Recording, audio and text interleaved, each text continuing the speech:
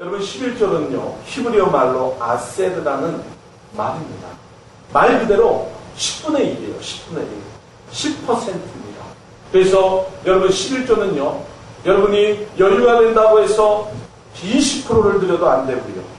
여러분들이 재정이 모자란다고 해서 8%를 드려도 안 되는 게 바로 11조입니다. 수입의 10%. 그래서 그런데 11조에 민감하게 대하는 사람들은 11조를 어떻게 내야 됩니까? 내가에 들어온 수입 중에 세금은 모두 제하고 10% 내야 되는 건지, 아니면 사업하시는 분들은 내가 총 매출의 10%를 하나님께 드려야 되는 건지, 수익의 10%를 하나님께 드려야 되는지, 이러한 문제제기가 많이들 있습니다. 원래 11조를 드리던 구약시대, 오늘의 본문의 말씀과 같이 구약시대는 이렇게까지 복잡하지 않았습니다. 왜냐하면 그들의 수입은 두 가지밖에 없었기 때문에 농사를 짓거나 아니면 목축을 하거나, 농사를 짓거나 농사를 지어서 그 한 해에 수확한 것의 10%를 하나님께 드리고, 목축을 해서 그의 난 첫 새끼, 첫 양을 하나님께 드리고 나머지 수익을 하나님께 예물로 드리는 것, 이것이 바로 11조였습니다. 그러나 복잡한 현대사회에서 직업도 여러 가지, 때로는 수입도 일정치 않은 이 현대에서 11조는 어떻게 내야 되는지, 때로는 경제적으로 부담도 느껴지는 것이 사실입니다. 혹 여러분 가운데 직장을 다니면서 정규적인 급료를 받는다면 여러분의 급료의 10%를 11조로 계산해 드리면 됩니다. 여러분 자영업을 하시거나 정규적인 급료를 받는 분이 아니라면 매출의 10%가 아니라 수익의 10%를 하나님께 드리면 됩니다.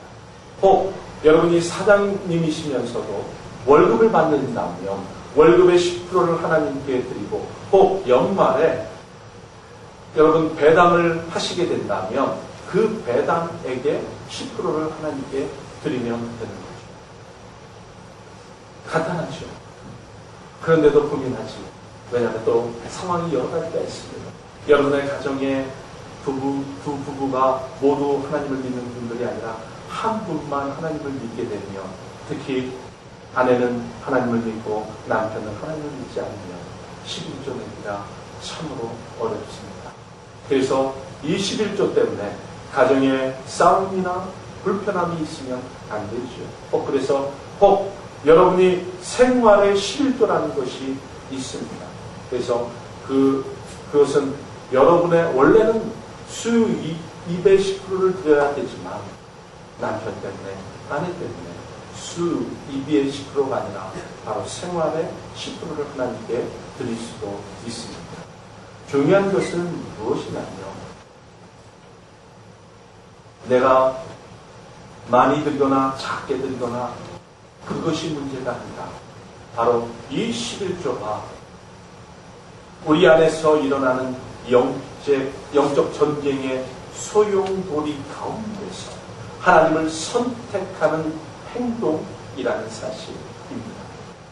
여러분이 나의 쓸 것을 걱정하고 나의 쓸 것을 염려하고 더 많이 남겨둘 것을 결정하는 순간 여러분의 마음은 하나님이 주인이 아니라 재물의 영이 여러분의 마음의 주인이 되는 것이죠.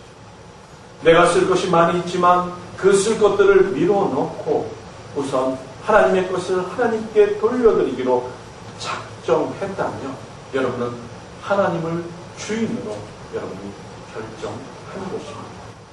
그래서 여러분, 이 11조는 우리 마음속에 일어나는 영적 전쟁의 한 가운데 있는 것입니다. 그래서 여러분이 이 11조를 통해 하나님을 선택하고 하나님을 나의 공급의 근원이라고 선언하는 행동이 바로 이 11조입니다. 그래서 11조는 우리가 하나님께서 우리에게 공급하시는 재물의 첫 번째 사용처가 되어야 하는 것이죠. 이렇게 함으로 우리의 재물을 하나님께서 공급하시는 것이며 우리 스스로 돈을 사랑하는 것이 아니라 하나님을 사랑하고 있다는 것을 증명하는 것입니다. 여러분, 11조에 대한 오해 가운데 11조를 하기만 하면 재정의 모든 문제가 해결될 것이라고 생각한다면 그것은 잘못된 오해입니다.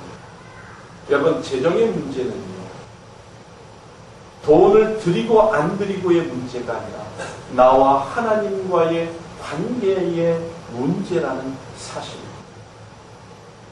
11조는 그냥 한다고 해서 하나님과 우리가 친밀해지는 것이 아니라는 거예요. 형식적인 11조, 종교적인 11조, 우리의 행위로서의 11조는 여러분, 하나님의 축복의 통로로서 재정을 움직이는 하늘의 문을 여는 그러한 축복의 11조, 시드머니가 되지 못한다는 사실입니다. 우리 삶 속에 여러분, 가난이 떠나가고요, 질병의 저주가 떠나는 것은 예수 그리스도의 피밖에 없습니다. 그렇다면 왜 우리가 11조를 드리며 오늘 본문의 말씀에서는 하나님의 것을 도둑질하는 자에게 하나님의 저주가 임한다고 이야기하는가라는 것입니다. 그것은 다시 말씀드리면 우리가 하나님 나라의 재정 원칙대로 살지 못하고 이 세상 체제를 따라 우리 자신을 재물의 영에게 맡겨버리면, 다시 말씀드려 하나님을 공급의 근원으로 인정하지 아니하고 온전한 11조를 하나님께 드리지 아니할 때에 우리의 삶에 저주가 온다. 다시 말씀드리면 하나님을 하나님으로 인정하지 않고 하나님의 것을 하나님의 것으로 인정하지 않을 때 문제가 생긴다는 것입니다. 사랑하는 성도 여러분, 아담과 하와에게 왜 생명의 저주가 내린 줄 아십니까? 그 저주의 원인이 무엇인지 아십니까? 아담과 하와의 행동이 문제가 아니었어요. 바로 그들의 마음. 하나님의 말씀을 하나님의 말씀으로 인정하지 않는 그 마음이 우리 인류의 불행이 시작됩니다.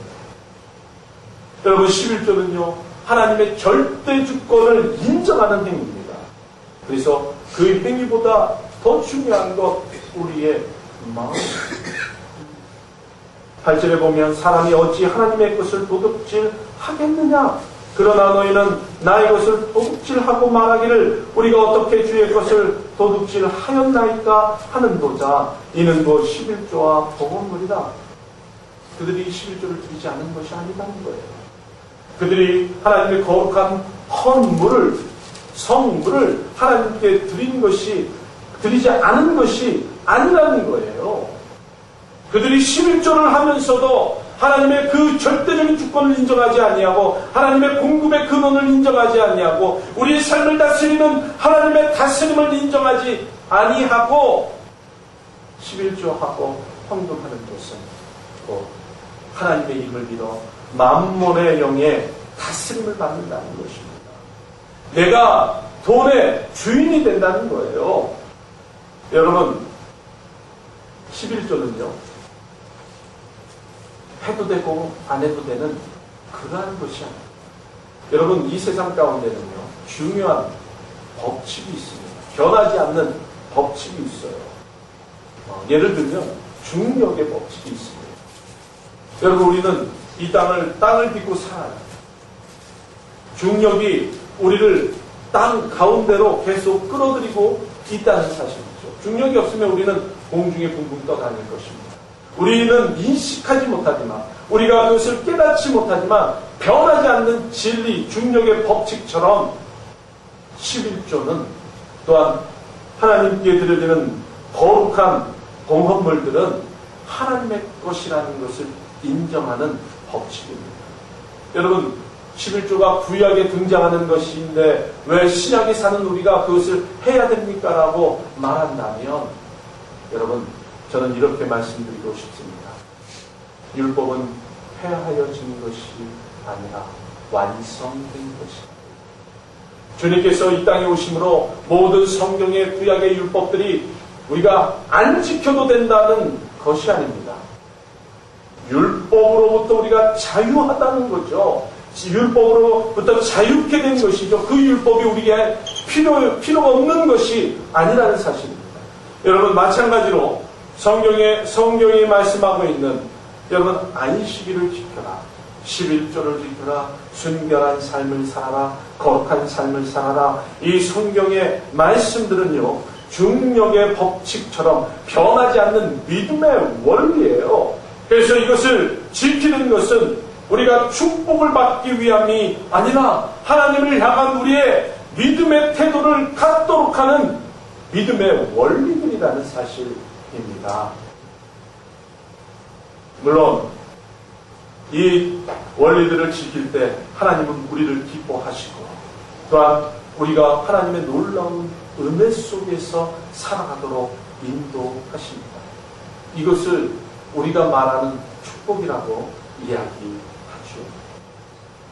여러분, 어쩌면 우리가 11조를 먼저 하나님께 드릴 때 이 풍성한 은혜보다 당장에 우리의 쓸 것을 희생해야 되는 경우가 있습니다.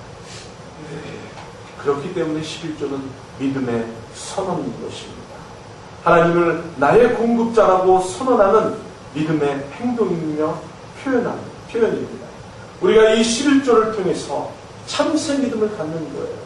우리가 하나님께 우리의 11조를 먼저 하나님께 드림을 통해 하나님께서 나의 공급자라는 사실을 인정해 드리는 것이죠. 여러분, 하나님께서 조지 밀러라는 우리 믿음의 선배에게 믿음을 가르치실 때 항상 풍족함 가운데 그를 가르치시지 않았다는 거예요. 언제나 부족함 속에서. 그러나 그 부족함 속에서도 조지 밀러의 기도를 통해 그날 그 시간에 필요한 것들을 하나님께서는 보내주셨어요. 때로는 어떤 사람들을 통해 돈을, 때로는 지나가는 사람들을 통해 음식을, 때로는 옷을 그날 공급해 주셨기 때문에 이 조지 밀러가 수천 명의 고아들을 그 누구의 후원 없이도, 정규적인 후원 없이도 길러낼 수 있었던 것입니다.